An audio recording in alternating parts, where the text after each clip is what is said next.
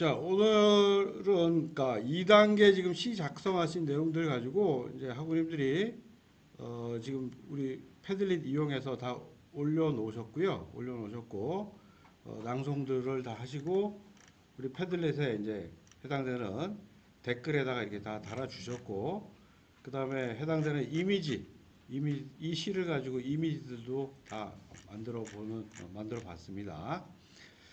자, 그러면 오늘 이야기를 오늘 실습 내용에 대한 부분들을 좀 이야기를 하도록 할게요. 자, 우리 이제 저번 시간에 했던 게 지금 2단계입니다. 2단계. 그래서 누가, 그죠? 화자, 누가. 그 다음에 무엇을, 주제, 시를. 그 다음에 어떤 감정, 즉 이제 좀 정서적인 부분이에요.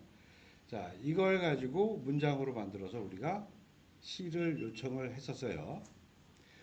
자, 근데 오늘은 여기에 좀 이제 플러스 할 겁니다. 이렇게 빨갛게 되어 있는 부분이 이제 3단계에서는 더 추가를 해서 이제 프롬프트로 만들어서 요청을 할 거예요. 자, 그래서 여기다가 이제 어떤 이야기, 그죠? 스토리를 이제 얘한테 주려고 하는데 이 스토리를 우리 학우님들이 말로 글로 뭔가 줄거리 적어라라고 하면 처음부터 좀 쉬운 게 아니기 때문에 이거는 우선 키워드 중심으로 키워드를 우리 좀 같이 플러스 시켜 보겠습니다. 키워드 시켜보고 그 다음에 길이도 지금 너무 이제 우리가 실습하는데 길이가 한 8 내지 한 12행 정도의 짧은 단편시로 하고요. 그 다음에 우리 학우님들이 하실 때, 뭐 크게 뭐 지금 많이 우리나라에서 많이 사용하는 서정시나 목가시나 뭐 풍자시나 뭐 한 세 가지 정도의 어떤 장르들도 내가 지정을 해서 AI한테 요청하는 그런 형태로 우리 프롬프트 문을 만들어서 시를 한번 작성하도록 하겠습니다. 자, 그러면 3단계 부분을 다시 좀 이야기를 하자면, 자, 결국 누가 무엇 어떤 감정 요거는 우리가 2단계 때 썼던 거예요. 썼던 거니까 그 틀은 그대로 유지를 합니다. 유지를 하고 자, 어떤 이야기인지 부분을 결국 키워드로 묘사를 할 텐데 키워드는 한 4개에서 한 6개 정도를 권장을 해요. 그러니까 너무 적어도 얘가 AI가 조금 이해가 어려울 것 같고 또 너무 많아도 AI가 이걸 도대체 어떻게 시를 풀지 좀 애매할 수 있습니다. 그래서 한 4개에서 한 6개 정도, 6개 정도로 키워드를 권장을 합니다. 자, 그러면 프롬프트 예시를 제가 하나, 둘, 셋, 넷. 그래서 저번 시간에 이야기했을 때 앞에 누가 무엇 어떤 감정으로 제가 예시 보였던 거에 지금 그대로 거기다가 키워드 추가, 그 다음에 길이 추가, 그 다음에 장르 추가로 해서 예시 프롬프트를 제가 만들었어요. 자, 그러면 이 예시 프롬프트를 하나씩 좀 보면서 제가 직접 한번 돌려볼게요. 돌려보면서 우리 한번 보도록 합시다. 자, 그러면 우선 예시 프롬프트 이야기를 하기 전에 자, 우리 학우님들이 쓰신 템플릿은 요겁니다. 자, 요거예요, 요거. 자, 그래서 요 템플릿은 제가 강의 끝나고 나서 또 공유를 할게요. 공유를 할 테니까 지금 여기다가 누구누구가 화자가 되어 주제를, 감정의 시를, 그 다음에 무엇무엇이라는 키워드, 길이, 그 다음에 무슨 시 해서 요게 지금 밑줄 그은 부분만 우리 학우님들이 거기다 말을 집어넣으시는 거예요. 그래서 내 이야기를 집어넣고 그대로 요거를 카피를 해서 프롬프트로 시를 써달라고 요청을 하시는 겁니다. 자, 그러면 네 개의 시 예시를 놓고 제가 좀 요 내용을 어떤 내용인지 제가 좀 설명을 하고 그 다음에 시를 하나씩 돌려보도록 할게요. 자, 먼저 요 벚꽃 구경은 원래 의도가 80대 80대가 나이가 들었는데 과거에 10대 시절에 벚꽃 구경 갔던 그 추억을 가지고 굉장히 그때 즐거웠던 내용을 써달라고 하는 그 부분에 자, 그러면 이제 제가 그 이야기인데 키워드라고 했습니다. 자, 그러면 그 추억이 있으면 머리에 떠오르는 게 있죠. 그죠? 머리에 떠오르는 게 있습니다. 자, 그래서 머리에 그럼 어디로 구경을 갔냐? 고궁으로 갔다. 이거 좀 창경원 의미를 하고 있는데 옛날 그 시절에 창경원. 자, 그리고 요건 참 10대가 아니라 20대가 돼야지 고증이 된다 그랬으니까요. 자, 그 다음에 벚꽃 생각나는 게 벚꽃. 그 다음에 거기 가서 뱃놀이 했다. 뱃놀이. 옛날 창경원에 그 호수에 뱃놀이 했으니까 뱃놀이. 그 다음에 그때 맛있게 먹은 솜사탕이 있었다. 자, 그래서 이렇게 생각나는 키워드들을 4개에서 한 6개 정도의 키워드를 얘한테 같이 주는 겁니다. 같이 주고, 그 다음에 길이 8 내지 12행. 그 다음에 요거는 내 감정을 담은 시로 써달라 라고 하기 때문에 8 내지 12행의 서정시를 써달라. 자, 이렇게 요청을 했습니다. 자, 그러면 이거 한번 제가 보내서 시를 한번 써보고 어떻게 쓰는지 한번 보도록 할게요.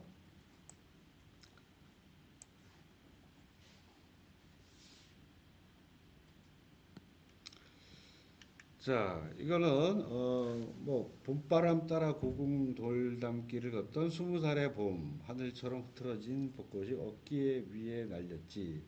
친구들과 웃으며 작은 배 하나 띄우고 잔잔한 물결 따라 마음도 둥실 흘러갔네.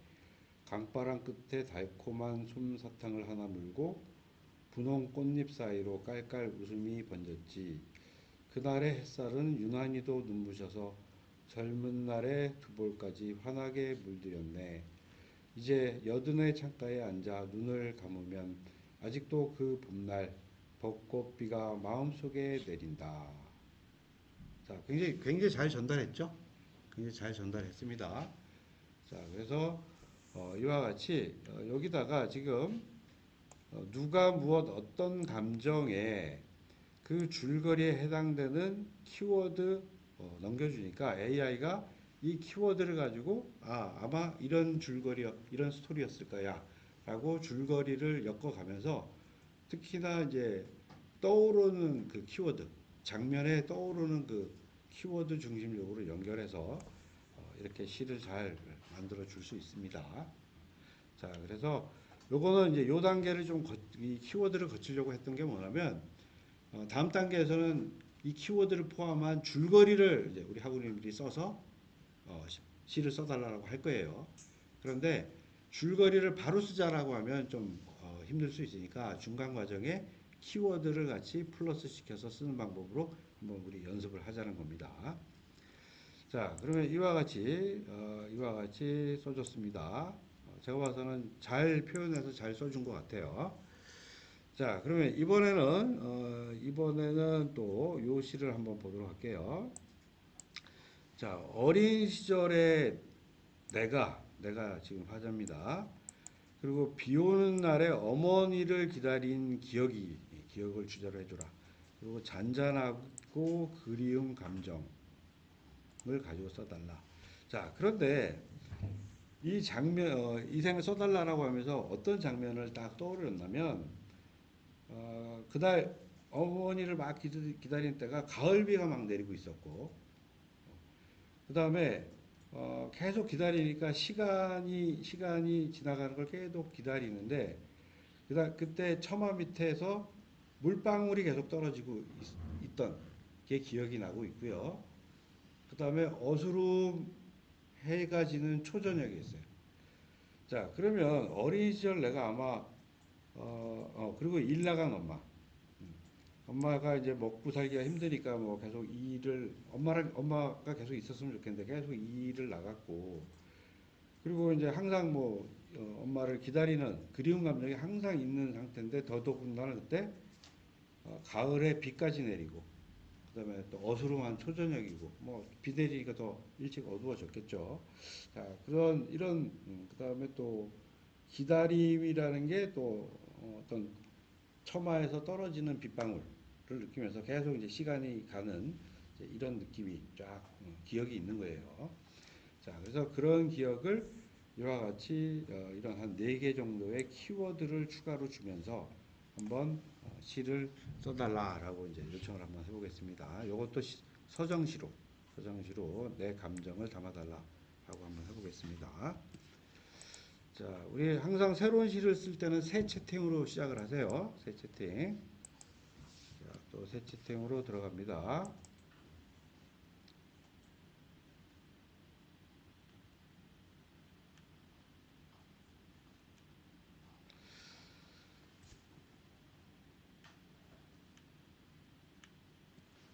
자, 어떻게 썼나 한번 보시죠. 가을비 내리던 초저녁이면 나는 처마 끝에 걸터 앉아 골목 저편만 오래 바라보곤 했다. 툭툭 떨어지는 빗방울 소리 사이로 젖은 우산 하나 나타날까 작은 마음이 먼저 달려나갔다. 일 나간 엄마는 늘 늦었지만 기다림은 이상하게도 따뜻해서 빗물 냄새조차 엄마 품 같았다. 멀리 발자국 소리만 들려와도 나는 벌떡 일어나 처마 밑을 뛰어나가 엄마 왔다 하고 먼저 웃곤 했다. 네, 시를 써줬네요. 근데 약간 저는 잔잔하고 그리운 감정이라고 그랬는데 그렇다면 이게 그리운 감정하고 여기 있는 키워드하고 다 연결되기를 좀 생각을 했는데 약간 이 빗물, 비가 내리는 이것도 엄마로 하고 비유하는 약간 모르겠어요. 이건 의도 자체가 약간 좀 달라진 것 같긴 한데 자, 어쨌든 그 키워드를 가지고 잘 스토리를 연결하고 감정 표현을 했다라고 보여집니다.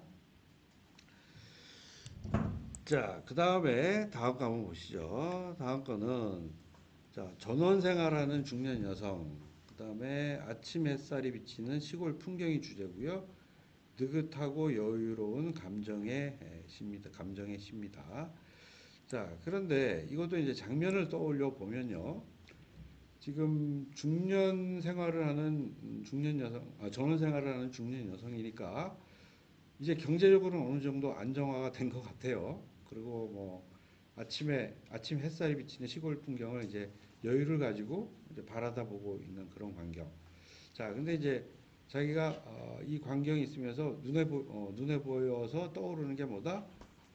뭐 국화꽃이 있었고, 그 다음에 감나무에 달린 감이 보였고, 그 다음에 또 까치, 그 다음에 커피 한 잔. 자, 이런 것들이 그 장면에서 지금 생각이 나는 겁니다.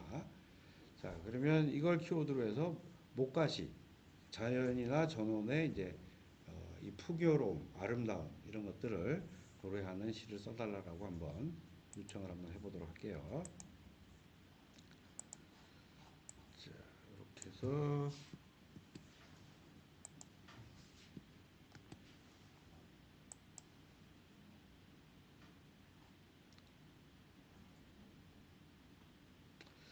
자, 제목은 국화꽃 피는 아침. 마당 끝 국화꽃 위로 아침 햇살이 조용히 내려앉는다. 밤새 식은 흙냄새 사이로 감나무에 달린 감들이 주황빛 웃음을 흔든다. 전깃줄 위 까치 한 마리. 좋은 날이다. 먼저 소식을 전하고 나는 낡은 평상에 앉아 따뜻한 커피 한 잔 두 손에 감싸본다. 바람은 느리게 마당을 지나고 오늘 하루도 이만하면 참 넉넉하다. 자, 지금 여기 키워드를 가지고 풀어달라고 하는 부분들을 잘 풀렸죠? 잘 풀렸어요. 잘 풀렸습니다. 자, 그 다음에 마지막으로 풍자시 하나 예제 한번 보도록 합시다. 자, 뭐 국회 모습, 뭐 말은 많지만 변화가 없는 국회 모습 주제고, 그 다음에 풍자시로 적어달라고 하는데 키워드는 뭐 싸움, 뭐 TV만 키면 싸우고 앉았죠. 그 다음에 부동산 투기, 그 다음에 또 세비, 특권, 뭐 이런 떠오르는 그런 키워드로 풍자시를 한번 써달라고 또 한번 해보겠습니다.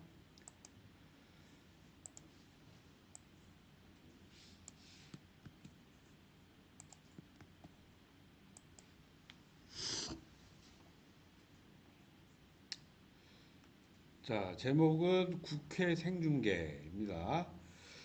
자, 저 양반들 오늘도 목청 높여 나라 걱정한다며 싸움판을 벌린다. 책상 두드리고 손가락 흔들며 국민을 위한다는 말은 참 잘도 한다. 아침 뉴스에선 부동산 투기 이야기, 저녁 뉴스에선 또 사과와 해명뿐. 서민 월급은 제자리 걸음인데 세비는 어찌 그리 꼬박꼬박 잘 오르는지. 특권이라는 높은 담장 안에서는 민생도 줄 서서 허락을 받아야 하나 보다. 그래도 선거철만 되면 허리 굽혀 인사한다. 국민 여러분 덕분입니다. 그 말이 제일 우붓다. 자, 이것도 풍자시도 잘 써줬다라고 볼 수 있습니다. 자, 그러면 지금 쭉 제가 시범을 보면서 한 4개 정도의 예시를 쭉 보여드렸어요. 자, 그래서 우리 학우님들이 우리 2단계에 있었던 누가 무엇을 어떤 감정에다가 플러스해서 여러분 생각하시는 그러니까 이거를 내가 겪었던 일이 아닌데 키워드를 뽑으려면 약간 좀 어려울 수 있어요. 근데 여러분 기억 속에 있는 것 중에 하나 주제를 좀 잡으셨으면 좋겠어요. 그래서 그 기억 속에 있는 주제를 잡아내면 아마 키워드를 뽑아내는 게 좀 수월할 겁니다. 그래서 4개 내지 한 6개 정도의 키워드를 뽑아서 우리 한번 시를 써보도록 하겠습니다.